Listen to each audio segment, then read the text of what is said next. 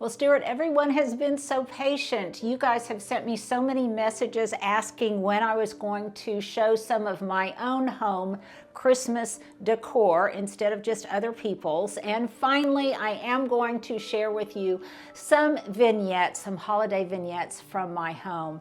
And this year, I am really channeling the past. So I have lots of tips for you, lots of ideas, and all of it with kind of a backdrop of nostalgia and thinking back over the years. So Stuart, what do you think? Should we get started? I think we should get started. Okay, let's do it.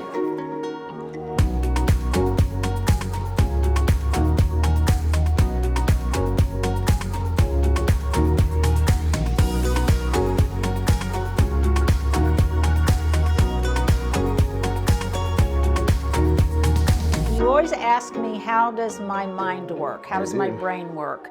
Because this was a real departure, I think, kind of from the vibe that I had at Thanksgiving. So if you're trying to really dissect something, it's good, I think, to figure out what your starting point was. And for me, my starting point was, I'm feeling so nostalgic this year. I don't know if it's because my son got married, my sister got married. It's just been a year where I've really reflected back on the past. I had a health scare. All of those things are really making me channel a nostalgic, maybe even 30s and 40s vibe. And so to do that, my starting point was this beautiful tablecloth. This belonged to my second mother. It is really traditional. Maybe this is a 50s cloth. Some of you might be able to tell me that. And that's my question of the day. When you are setting your table, do your linens tend to be more vintage and inspired by the past, or more modern and kind of inspired by a more contemporary vibe? So this one definitely, I think, is an homage to the past. It's really old-fashioned looking. Again, I'm going to say 50s and 60s. It's got poinsettias on it, bells, classic Kelly green and Christmas red colors. And that was my starting point. So I ironed my linens, I ironed this tablecloth, and before I put the cloth on, I put on something. Okay, this is a little piece of trivia that I just learned. I have told you all about how underneath my tablecloth, I like to have a piece of felt, or something that gives a soft landing to all of the china and the crystal that's on the table. It just feels more cushiony. And I learned the other day that this is called a silencer. I did not know that. Wow. Yeah, it's called a silencer. Now, to me, that brings up kind of mafia vibes. Of putting a silencer on the end of a gun, but nevertheless, this is called a silencer, and it just creates a softer, more comfortable feel, I think. So I got my piece of felt, and by the way, this is a good thing to look for at a thrift store. All those old felt blankets, things like that, make great silencers, so you might want to put that on one of your thrifting lists for the new year. So I put down my silencer. I put down my freshly pressed tablecloth and my linens, and the linens are just white damask that also belonged to my mom. And I think they're perfect with the backdrop of this really clean white tablecloth. Now, since it's all about tradition, very traditional, I had to pull out, and I don't do this every year other than I pull it out for daily use, my Spode. And I've got the classic Christmas Spode. So I've got all of the place settings. I've got a place setting of 12 of the dinner plates, of the salad plates.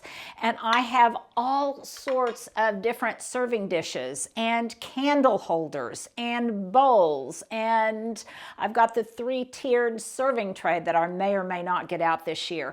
But I want to show you something really special, because this is very, very unusual. Now, we all know about Christmas Spode with the classic green band around it. Well, my mom was a real treasure hunter. She loved antiques, and she found some very special plates that have a different color rim. And this one has kind of a purple. What color would you call that, Stuart? Looks purple. Kind of a purple color. So I have just a few of these plates. And then if I have extra guests on top of the 12, then I have 2 more. Or if I want to set a really intimate table just for Hubs and I, then I can use these 2 and they match. So that's really different. And I guess that's another question I have for you guys out there. Are you familiar with these? And if so, do you have them or collect them? So let me put these out of the way again, Stuart, and I'll try not to knock anything over. Particularly all of the candles that I have lit, because I think if there's any signature touch for me in entertaining and in decorating for the holidays and really everyday use, and that is my affection for candlelight, both the battery operated candles and real candles. Now, I know some of you are going to say, oh my goodness, these little tea lights or these little votive lights inside these wreath rings are a fire hazard. And yes, they are. And I will get actual battery operated tea lights to use in their place. But for drama and for the short term and for effect, I wanted to show you how I've got these positioned. And these are just some of these staked candle holders, Stuart, that I was showing before. Yep. You can get them in taper size. You can also get them in tea light size. And that way you can put candlelight wherever you want it. And for me as a gardener, it typically is in something green. Now, I started out with my tablecloth. I then set my Spode on the table itself with a lot of my different serving pieces. And I'm going to show you kind of an assortment of some of them that I've got. And what they were called, and some of this stuff I got at like Tuesday mornings over the years. I got at thrift stores. I was gifted it. When I got married over 30 years ago, I had that on my wedding registry, so I have a lot of it. And like I said, I have cute little serving dishes, serving plates. I love, this one's been camouflaged by some peppermint meringues, but I've got a cute little bowl here. I have one, my favorite piece is probably called an OG bowl, and I'll show you some more of those a little bit later. But this is a great tip, and I have to say, I just discovered this morning. It's a tip that I just came up with this morning. So I had some coasters and I apparently broke or lost one of them. I'm not sure what happened to them. So I just have 3 and I wanted to use them because they were some of my favorite pieces. So I decided that these would make great salt and pepper sellers on my table, along with these tiny little spoons that I got at H&M. I love those. Aren't those cute? So I have these. I gave my kiddos some in black. I have them in brass because I like the black idea. The black idea? That's cool. That would be a good stocking stuffer for you, Stuart. And so I love them because they match my brass accessories, my candlesticks and things. So you can see over here, Stuart, I don't know if you can get a close-up or that. So in each little coaster then, I have both salt and pepper. So then people at the end of the table have both salt and pepper. And I think it just looks kind of upscale. And then they can use these little spoons to spice up. Hold on, show us again how you Yeah. do it. To spice up. Show us a little shake of the spoon. I missed it. You missed it? Okay. No, did you do a little? No, I don't know that I did anything special. didn't miss anything. You didn't miss anything. You didn't miss anything, Stuart, I promise. Then that led me to, okay, what do I do with the third one because I don't really need it? Now, this I think is such a cute idea. And we can extrapolate from this Christmas application to really any kind of taper candlestick holder and coaster. So I had some of these. I had 2 of these Spode candle holders. You can see that this one's been broken and it's been repaired, but isn't it cute? Okay, So now this is my idea, because I put my third coaster on top of that and I secured it with some floral wax. And then I have this tiny, petite, Such a gardener. this tiny, petite, little footed tray. Now, you could do this with all sorts of different candle holders. I've got short little brass candle holders I could use, and then I could use some crystal coasters that I've got on top.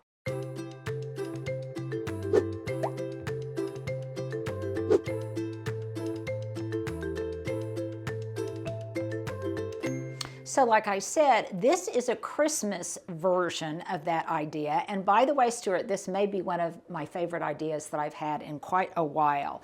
You can do that with any kind of taper candlestick and any kind of coaster. So this might be the number 2 thing that you want to put on your thrift store list, because I got some of these cut glass coasters, I don't know how long ago, and I use them on my bar, but I can take them and I can use some of that same floral adhesive and adhese this coaster to the top of that candle holder, Stuart. Isn't that a great idea? That's pretty creative. And then I could put little cupcakes on here or little treats. I could also use it if I wanted to convert a taper candle holder into a columnar candle holder. I could do that with a pillar candle and use this as a pillar candle holder. So I think it's just a really fun idea, but it would be so nice if you had enough of them. You could look for both the coasters and inexpensive candle holders at your thrift store, but to have one at each place with individual little pastries or individual little cupcakes, I think it's just a really dear idea. That's hard to say, a dear idea. So that was another little expression of how I was using some of my Spode things. Now going on to the crystal and the glassware. So I have, if you guys have watched some of my table setting videos in the past, the one I did for Thanksgiving, or didn't we do one, Stuart, where we did a whole composite of all sorts of different tablescapes that I have done in the past? I think so. You may recognize this is my crystal. This was on my registry, and it's got this kind of thumbprint design to it. So then that told me, and because these are very nostalgic and old-fashioned to me, to get out my red thumbprint little glasses that came as part of a set and belonged to my mom. So again, I am being very retro, channeling the past. I went ahead and got my picture out so I will remember to use it. And Stuart, wouldn't this look gorgeous with eggnog, frothy eggnog in it? Man, I hadn't thought about eggnog. Yeah, if you want to do a vignette with that, that would be absolutely gorgeous. And these would make brilliant eggnog glasses in case we want to really indulge and have eggnog maybe with a little bourbon for Christmas. Now I'm setting my table early. It's a week ahead, so I wanted to do it early in advance, not only to give you guys some ideas, but also because I really want to enjoy it throughout the season, and I think it looks very festive. So for me, this is kind of how my holiday is going to unfold. So my son Johnny is here from Singapore. Actually, I lied. He's in Chicago now visiting his friend Nikki for a couple of days, but he'll be back soon. And he no sooner gets home than he goes to visit his friends. But he'll be back home. My younger son Jamie and his new bride will be here on Sunday. And sadly, Johnny's new wife Delphia will not be with us this year. And Delphia, we miss you. If you are watching this video, we're so sad you can't be here. But next Christmas, you promised me. But I digress. So on Christmas Eve, we are going to go over to my daughter-in-law Taylor's parents' house. They just recently moved, and so we're going to do Christmas Eve there with their extended family. We adore the family as much as we adore Taylor. So we will do a very, they have a very traditional Christmas Eve, which I might share with you a little bit later in terms of their cuisine. So Christmas Eve will be there, and then everyone, including Goose, Stuart, Nice. including Goose, will be here on Christmas morning. So I will already have the table set for Christmas breakfast. And we have kind of a traditional Christmas breakfast that I will share with you later. So Christmas breakfast, and then I'll just do the dishes, and the table will be set also for Christmas dinner that night. So I have gotten a huge return on my investment of time and energy and creative juices by how long this table will be set and the number of meals that we will have here. But I do like to keep it kind of virgin and until Christmas. We won't use it until then. Now, you may be asking me about my centerpiece. Of course, it's garden inspired. And I didn't really know what I was going to do for my centerpiece until I went to Trader Joe's at 8 this morning. I am not a huge lover of poinsettias, but I thought those might be a possibility because there are poinsettias, red poinsettias on the tablecloth that would have matched. It would have been cohesive, and it would have been extremely flashback nostalgic. But I saw these wonderful topiaried ivies, and I actually have a third one of these, and the third one is one that I got at the same time last year at Trader Joe's. They were just like $12 to $13. They actually come with fairy lights, and I have used the fairy lights on them in the past, but for this tableau, I wanted to use all candles, and I have pressed into service those fairy lights in a different vignette. So I had a couple. I always have extra pots, and I had exactly the size terracotta, or I should say Italian clay pot that they sometimes have it at Trader Joe's. I had some of those that, and some other plants had come in, so I just slipped the plastic pots into these Italian clay pots, and then I adorned them with berries from my garden that are the exact same color as the red in my tablecloth. So I just loved them. Now, I had to have a saucer underneath them because I had to water them. So my saucers consist of some of these kind of, oh, it's not fluted. Should we call it lacy, Stuart? It looks lacy. They've got kind of a lacy rim to them. Here is a smaller saucer of it. Can you see this, Stuart? Yes, and we'll get a closer shot as well. Okay. I can see it really well. You can see it really well. And where did I get these? These are called Bristol House. And I can't remember if I got these thrifted or if I got them from, I can't remember because I have had them so long. But they add kind of a different textural quality and a different kind of feminine quality, I think, to the table. And so I put them, I'm using them as my saucer for the topiary, and also then I wanted to elevate one to have a little bit of different layering on one of my footed cake stand that's part of the massive footed cake stand set that I have that you guys have seen many times. So that adds, and I love it because it matches the bone china color of these exactly.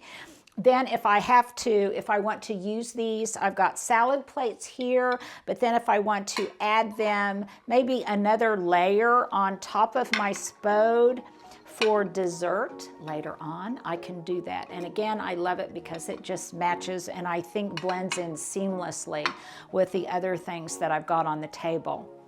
So another piece to the beautiful footed set I have. I think that was a gift from my mom, and I think it was from Horchow. So I've got another piece. They're not all stacked one on top of the other. I've got another one here. And I've got a bowl here that will have something in it, maybe some fresh fruit slices on Christmas morning. I'm not really sure what. This bowl actually was part of the child's set. That was part of Spode. And then I got out all of my different little Christmas spreaders, butter spreaders, knives and things. I put a little bit of the greenery, the Nandina greenery from the berries. I'm using that both to adorn the footed pieces that I've got on the table, but also next to the flatware. And I love it because this Nandina, especially Obsession Nandina, that's an SLPC plant. It colors this beautiful, not only green, but also red. So it's another nod to the red and green that I've got on the table. And I love the way it looks. And then I've just got some pastries. So this, run, do not walk if you have a Trader Joe's. And if you don't, I so feel your pain because we didn't have one until fairly recently. How long ago did we get one, Stuart? It seems like only a few years. But Yeah, it's probably I think, like 5 or something. Yeah, but for years, Yeah. most of my adult life, we did not have a Trader Joe's. So if you have one, I would say run, do not walk. And I'm looking for the box, Stuart. What did I do with the box? I set it on the table right over there. So this is one of those quintessential seasonal items that you want to take advantage of while they are available at Trader Joe's. And these are gingerbread sandwich cookies. I love gingerbread, ginger snaps. I just love the flavor of ginger. Now these are pretty decadent, you guys. I ate one. How was it? It's pretty decadent. It's I mean, with a good. cup of tea, and you only need one because they're very, very rich. But these are a seasonal item. I don't recall them having these last year, but you know how friendly the clerks are at Trader Joe's. I think we talked for 10 minutes just about the merits and the virtues of these gingerbread sandwich cookies. And you know how else these would be really good, Stuart? Frozen and maybe with a little bit of vanilla ice cream. Yeah. This would be exceptional. Plus, I just love the way they look. They've got sanding sugar on top, and I think they're just sweet. I just love the way they look. So that is another tip for you. Stuart, do you think we're sharing enough tips today? I think today we are. I think we've got some good tips. And then lastly, I want to focus on something that's really special to me because, and by the way, yes, I did put out my regular flatware that I've got that I love because it's two-toned, because it's got that little bit of brass on it. So that kind of, again, brings the whole thing together and makes it seem cohesive.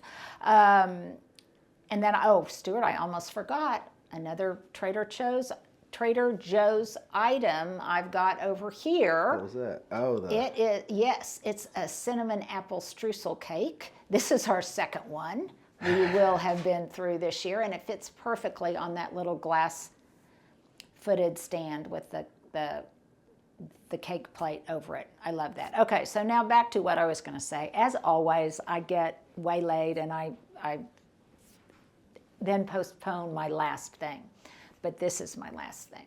This is one of my most cherished Christmas items because when I was single for many, many years, I didn't get married until I was in my 30s, and I had several, and I lived far away from home, so I wasn't close to home. I lived out here in Oklahoma by myself where I was going to school, putting myself through college, and I had a couple of people that were dear to me that were kind of surrogate parents to me, and one of the couples was my friend Mo, who later ended up working for me in a couple of different capacities. But she was a very dear friend of mine. She died of lung cancer the first year that I was married. She died of lung cancer, but I can remember sitting in her living room after I would go to night classes. I was working on my MBA, and I would go to night classes, and afterwards I would go by and visit her and her husband, and at Christmas time she was always working on some kind of project, and this is one of those projects. It's a stuffed little Christmas tree, and I just can still see her smiling and see her making this. She was extremely fastidious. She was a brilliant seamstress, and she was always working on different kinds of crafts. And don't you think it matches beautifully with the color theme that I have for the table? So that kind of wraps up my very nostalgic, almost a little bit bittersweet homage to the past. Well, this may be one of the easiest tableaus that you can put together. Again, kind of inspired by something from Trader Joe's. So this is a ream or a swag of greenery. And I actually bought it for another purpose, and I used a good bit of the greenery off of it. But then I had this circular form that looked kind of like a wreath, and coincidentally was also the exact circumference of a cake plate that I had, a pewter cake plate with just a round wooden cutting board on it. So this whole vibe is kind of a country kitchen vibe, Stuart. So the wood, the yellowware bowls that belong to my mom. I love the way these little fairy lights look. I've got some old pewter candlesticks that I believe I think I got these thrifted. And then I've got some of these little candle insets that go in here that look a little bit more old-fashioned than maybe tapers would. And I've had this tablecloth for forever. I mean, I think I had it even before I was married. I love the kind of country kitchen vibe it has. And it's almost the same color as, do you recognize these, Stuart? I do. These red and white tea towels that can be used as napkins from Trader Joe's. And stocking stuffers. Yeah, so yes, and stocking stuffers. So I just put this tablecloth down, and if you are new to the channel, and there are so many new subscribers, I want to say welcome.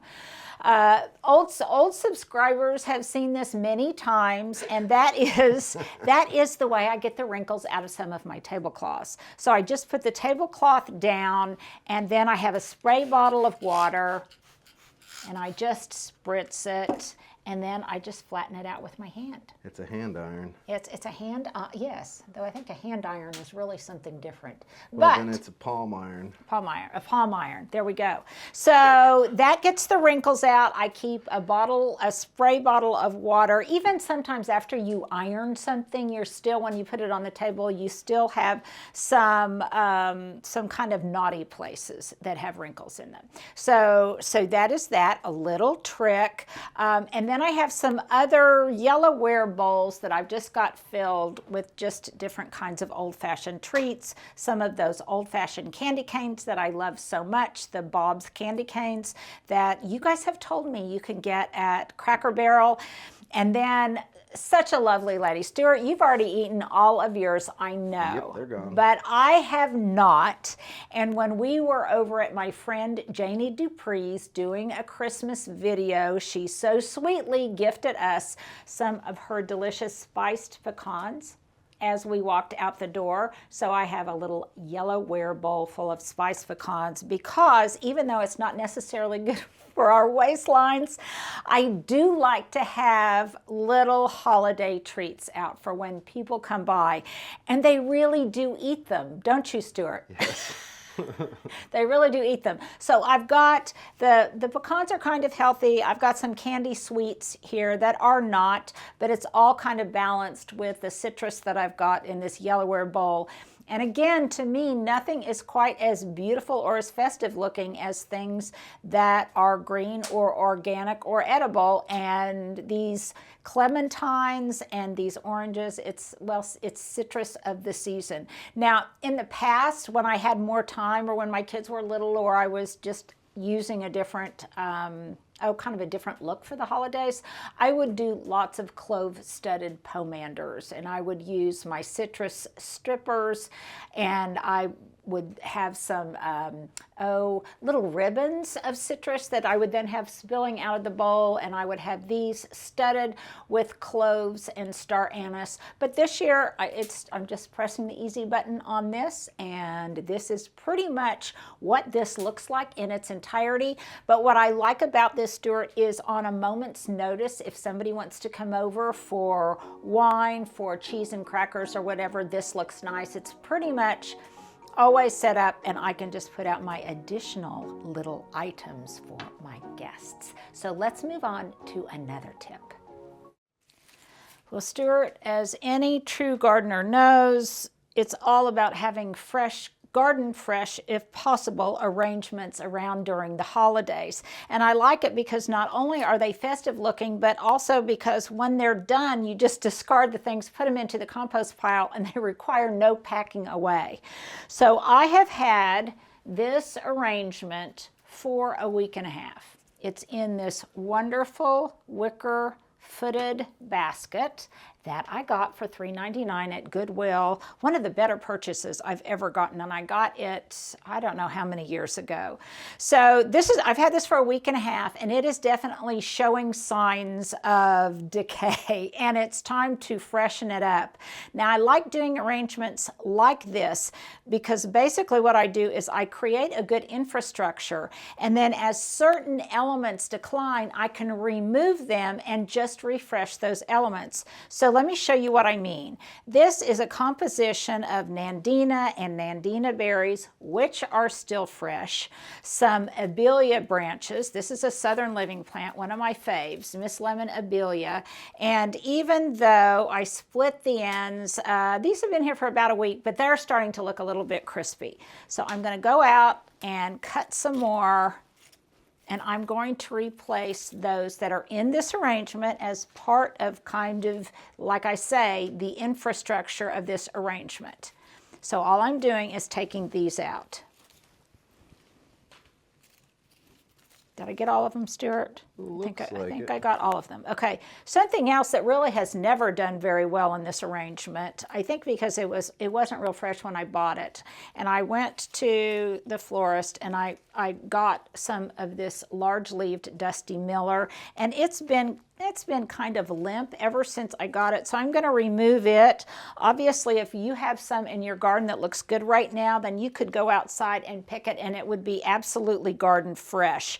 I've also got in here some beautiful Dragon Prince Cryptomeria branches. Now, these are fine. This is another excellent Southern Living plant, and I believe it's going to be our plant of the month next month for Southern Living on my blog. But I love it, and I cut several little branches of it and have tucked it in. It's as fresh as can be. I don't have to replace that. Now you may ask, so what is all of this?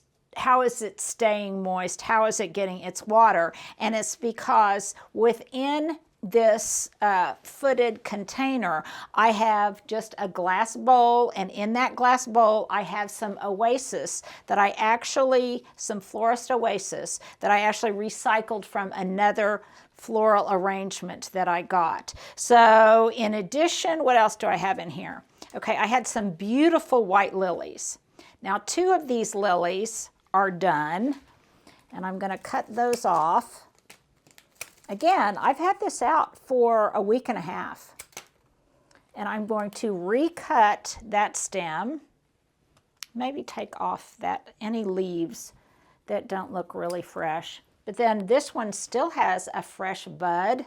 You just clipped it at an angle? Is that kind of what you did? Yeah, I just clipped all the stuff that wasn't fresh off so that I still had the fresh bud that remained with a fresh cut. Okay, so 2 of these, this is a perfect example. See how these 2 blooms are spent? Yep. So I'm going to cut those off.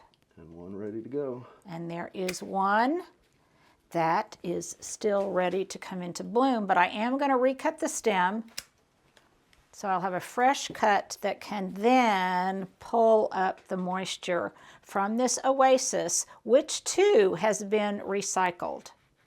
So I am definitely using, here's another spent bloom. I've got a piece of plastic on this chair here, and I'm just tossing all of this stuff into it. Here is another example. I'm going to do the same thing. cut off the one that is still fresh and viable, cut away the one that is not, recut this stem, give it a fresh cut, take off any foliage that is not happy, and then look right there, I've got a triptych of fresh blooms, of fresh white blooms. Now, the other greenery that I had on here was some of the greenery that I showed you in our second vignette that was surrounding all of that citrus fruit. And I cut off some of those fronds in addition to maybe some arborvitae from the garden. And it still looks pretty good. So I'm going to give it a fresh cut. So I just take the whole composition over to my sink and I use the sprayer on my sink and I just wet the entire thing. Let it really, really drip and drench. But that moistens all of the Florist Oasis in here, and it also actually doesn't hurt the wicker container. It kind of just hydrates it and removes any dust. Okay, I had an errant orchid bloom in here that was also in white. Yes, Stuart, but it's, well, it's kind of tired. But again, I recycled this from another orchid, potted orchid that I had. Everything else was spent except for this bloom, so I cut it and I put it into service in this arrangement. I still have some plenty of Nandina foliage in here. That looks good. So what and by the way, I had also tucked in lots of moss around the edges. And you can see, I don't know, Stuart, if you can see, but I have secured some of this evergreen, this arborvitae. I have secured it to the perimeter of the basket with some of these little plastic claw kits. And Stuart, we need to give a link to these. I get these off of Amazon. You can sometimes find them at the dollar store. But that way I can secure it to the perimeter of the container and it follows the rim and the form of the container instead of just cascading down the side. So the next thing I'm going to do then is replenish the things that were in here. This makes it so much faster. I don't have to reinvent the wheel. All I'm doing is just freshening up for a matter of pennies. I'm just freshening up the contents of this. So I've got another Miss Lemon Abelia. I love this. And what I love about this is it kind of, Stuart, do you see how it lightens and brightens? No, it definitely does. Yeah. All of the other evergreens. It's that, yeah, the outline on it is great. But it also lends a certain lightness of being to the arrangement. And I also love it because it looks gorgeous in the spring. So any plant that I plant in my garden pretty much always has to have cut flower potential as well as being valuable as a garden specimen. So I've got that one there. This also kind of gives it height and dimension. And I love the way, okay, this is an example of do what I say, not what I do.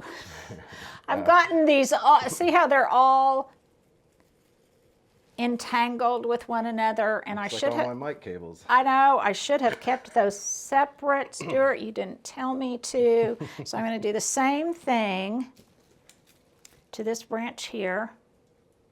And you know, honestly, talk about a simple arrangement. This would be beautiful with nothing in it but itself in a glass vase with red berries, whether they're from your garden or from the florist or the grocery store or whatever. It would be beautiful. Now, Stuart, I'm not being able to see that from my direction, but was that a good placement? I mean, I like it. Okay, so I've got one more here. And typically I do things in threes, as most of you do, because 3 is a pleasing number and it lends really good balance to the garden and to a composition. So I am, Stuart, that almost hit you in the eye. I got my glasses on. You got your glasses on. Okay, so I like this branch because I love the way it kind of cascades over the side. Stuart, we need to get a close-up of that so that people can see. So here is something else. I had a white amaryllis. The rest of the amaryllis, the stalk, there were multiple stalks. I just looked up, that's big. Yeah, isn't it gorgeous? Had died. This one has 1, 2, 3, 4 blooms on it, but one of them is spent. I'm going to cut it off. I'm going to recut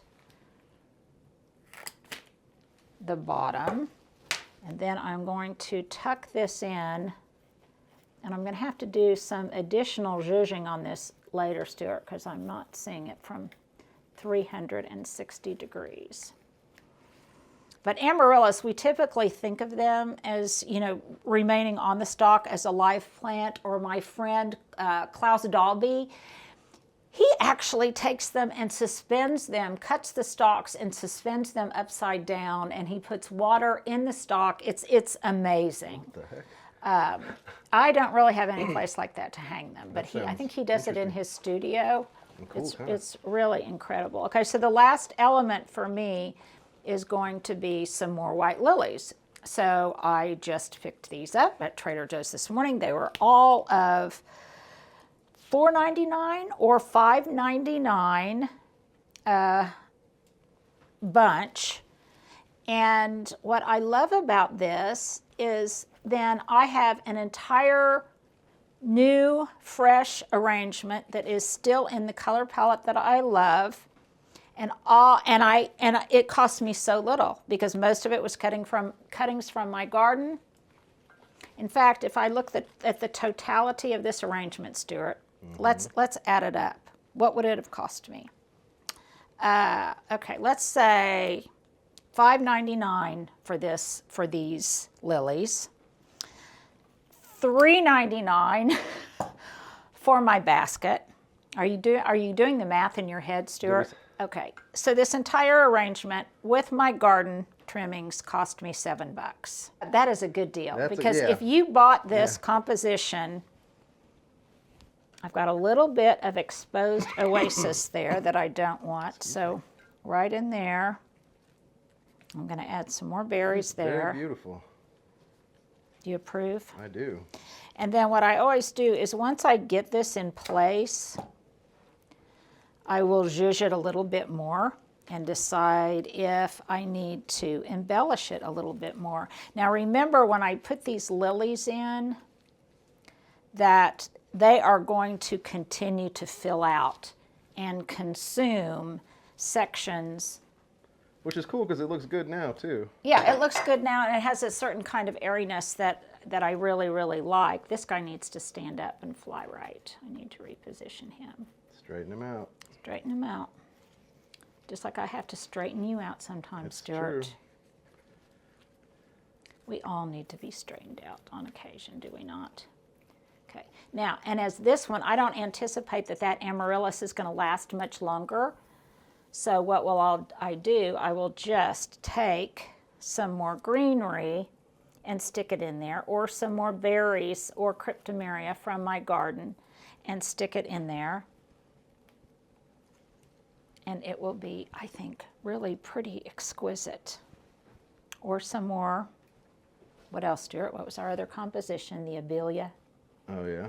Yeah, some more abelia. So any areas where I might have my innards showing. And how do you know when you're finished, Stuart? When you stop? When you run out of time. Oh, that's it, yeah. And I think we have about finished this arrangement. And Stuart, what do you think? We should put this into place, and we should show people how beautiful it looks when it's in position. And I think it's pretty gorgeous. Well, yeah, we'll give them a nice before and after. Yeah, before and after, where we place it, because where it's going to be placed, that's what it's all about, and that's how I select my container, is based on where it's ultimately going to reside. So this is just, Stuart, these are just some Christmas tips we shared today. I hope all of you took away a few good ideas, and we'll have a few more ideas before the holidays, I think. But this year, Stuart, it's going to be all about New Year's, because we've got, well, let's just say you are definitely going to want to follow us through the end of the year, because we've got some big news that we're going to share. So there you go. Happy holidays, everyone.